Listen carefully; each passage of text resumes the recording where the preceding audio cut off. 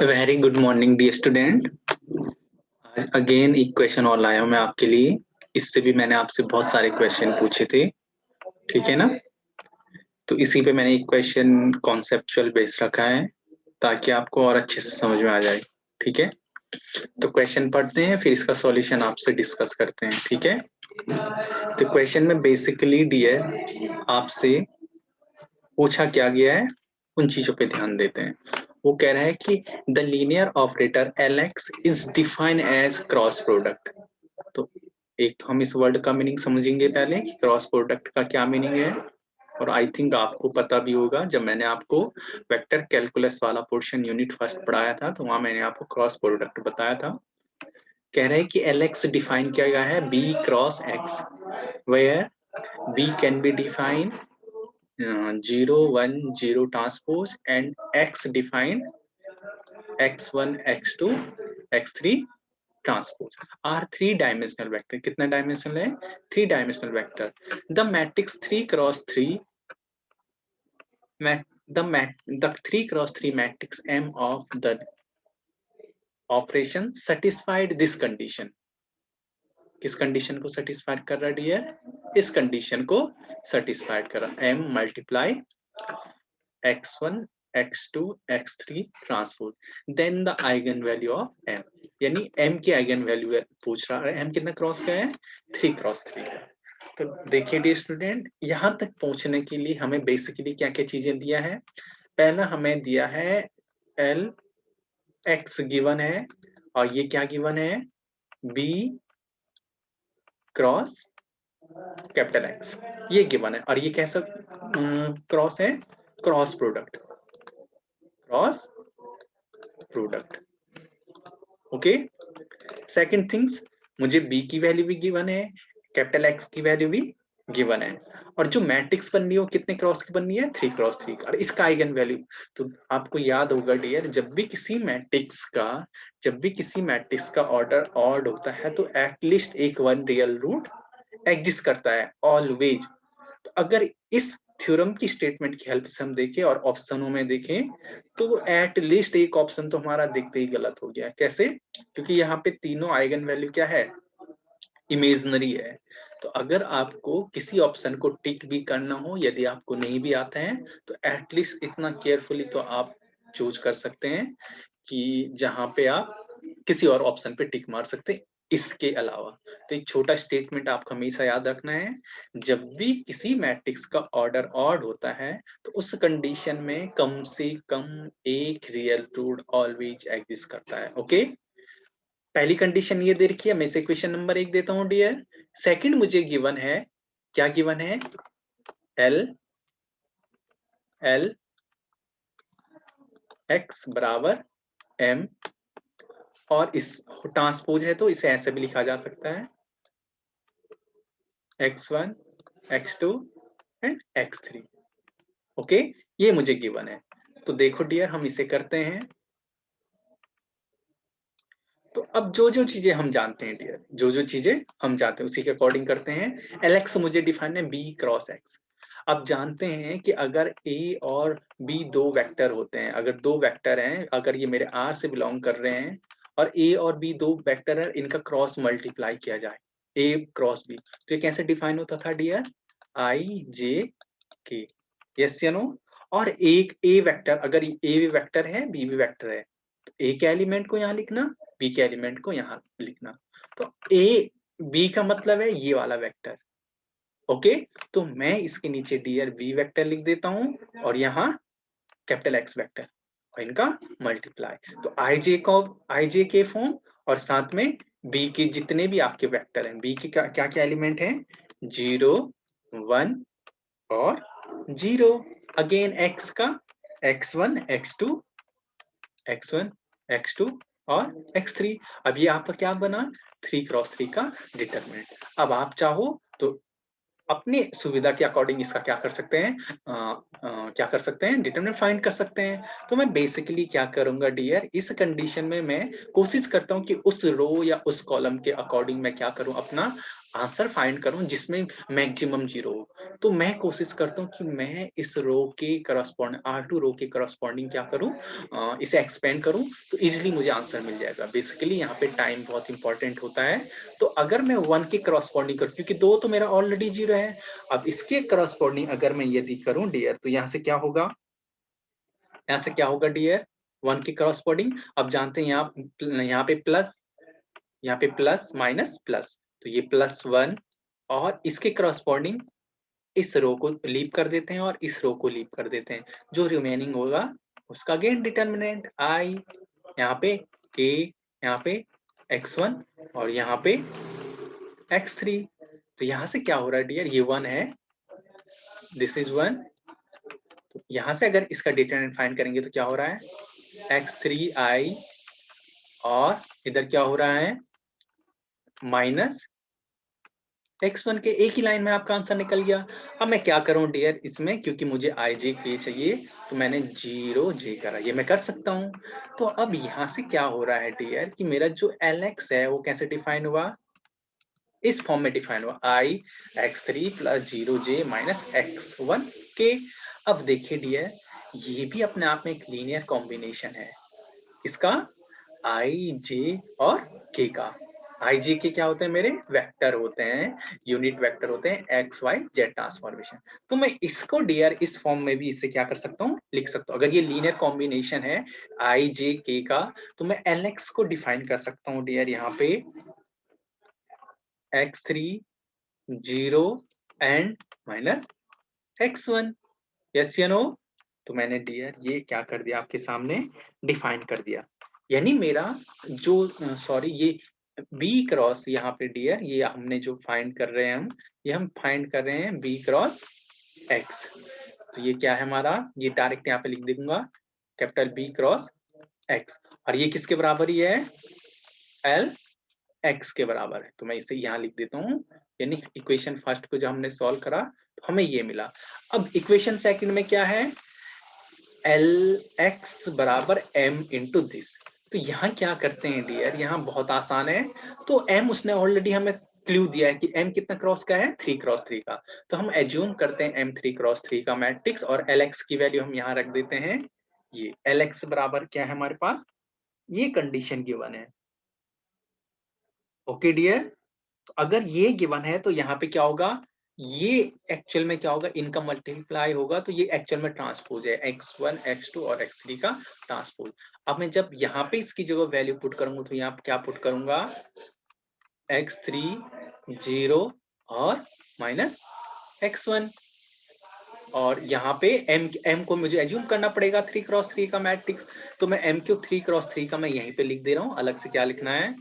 तो अगर ये मेरा A11 है, A12 है, A13 है, A21 है, A22 है, A23 है, A31, A32 और A33 है। ओके, और मल्टीप्लाई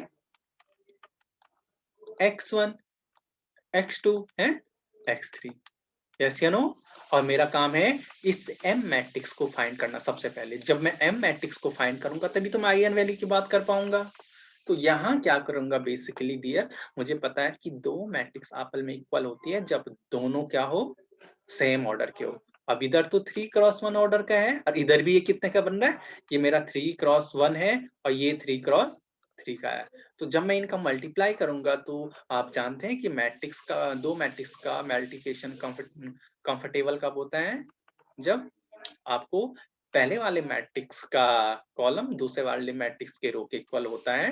तो हम कहते हैं कि जो नई मैट्रिक्स है वो कितने का आएगी, 3 क्रॉस 1, 3 क्रॉस 1 का। तो ये 3 क्रॉस 1 का, यहाँ भी 3 क्रॉस 1 का।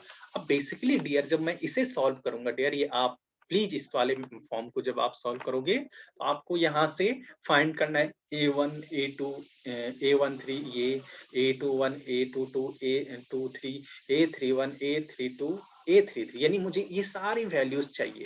तो जब मैं क्या करूंगा, इधर मल्टीप्लाई करता हूँ डियर, तो ये बेसिकली मुझे 3 क्रॉस 1 का एक क्या मिलेगा, x3 0 और x1।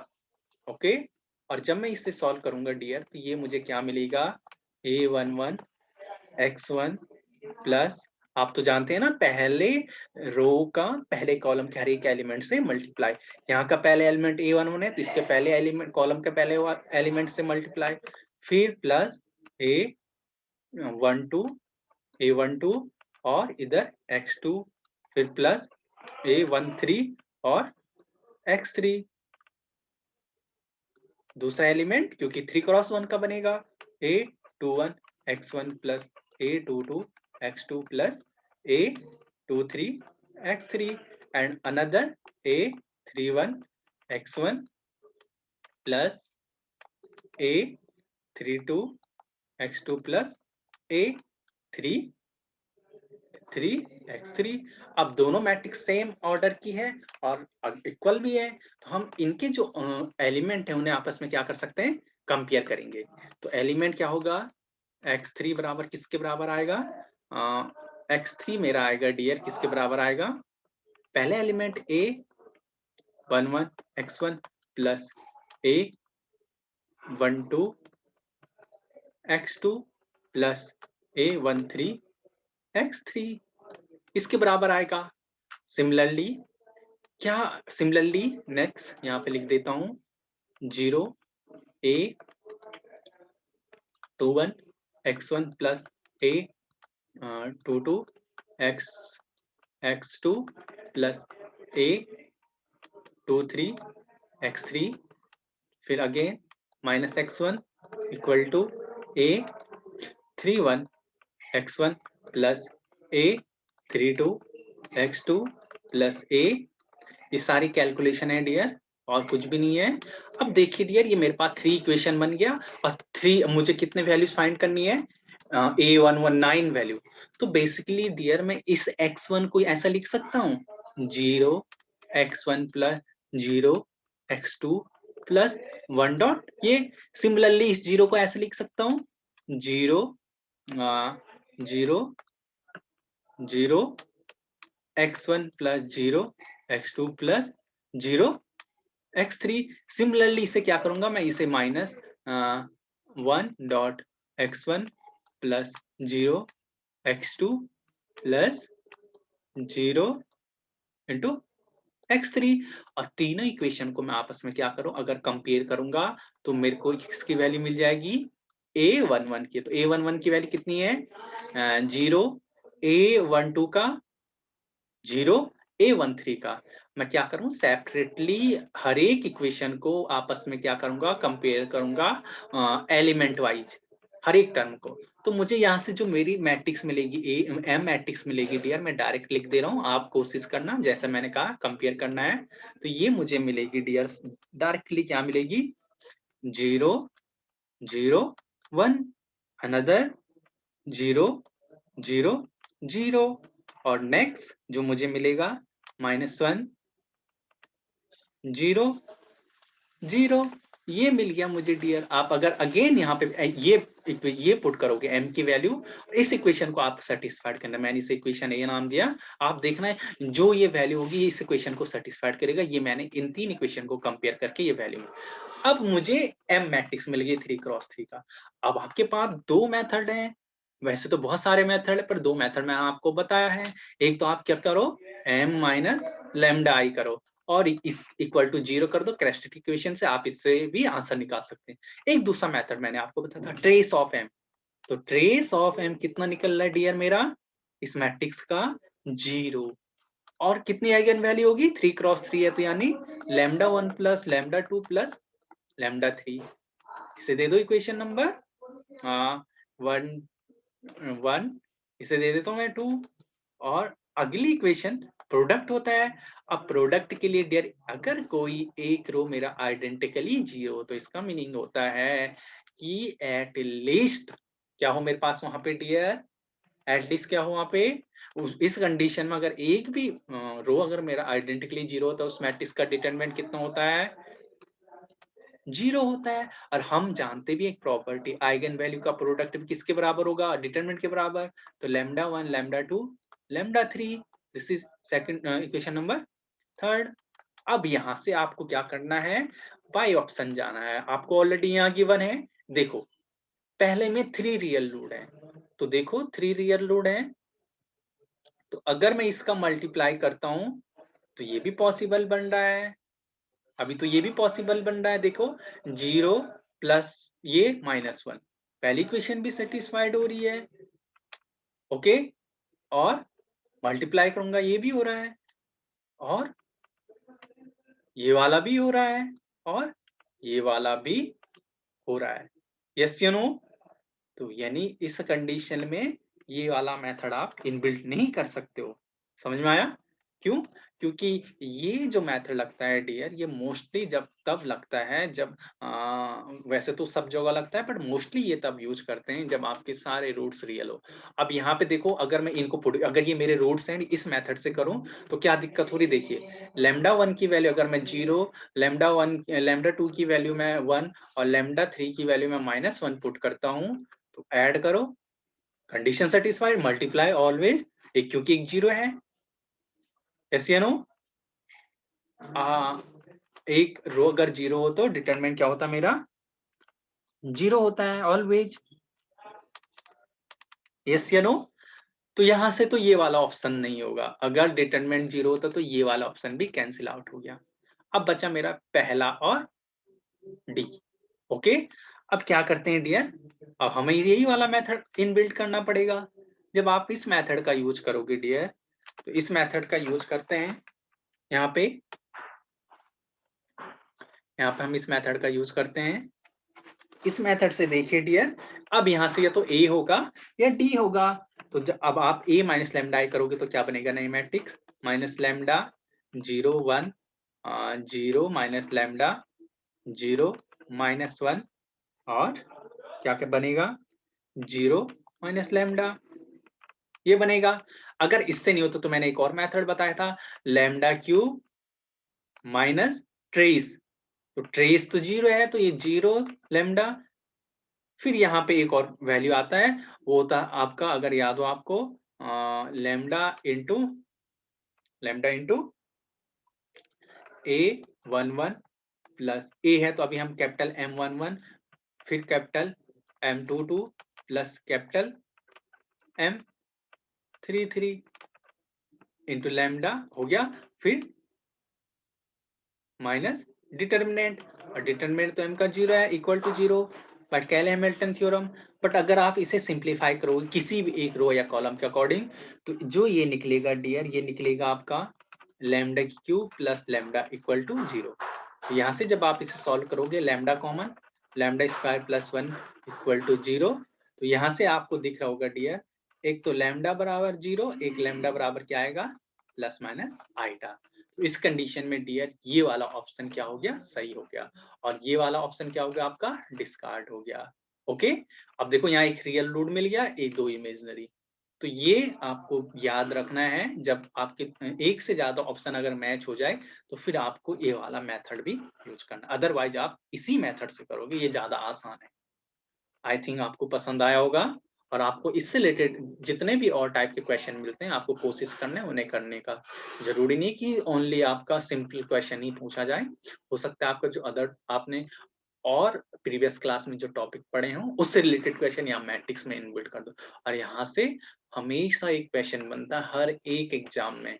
मैंने तो बहुत कम लिया है, मैंने यहाँ अभी ये बीटेक की लिया है, जेएम, हर एक लिए बीएससी में भी पूछा जाता है, और एंट्रेंस एग्जाम जितने भी होते हैं हर एक जगह पूछा जाता है। इवन ये क्वेश्चन नेट लेवल का क्वेश्चन है।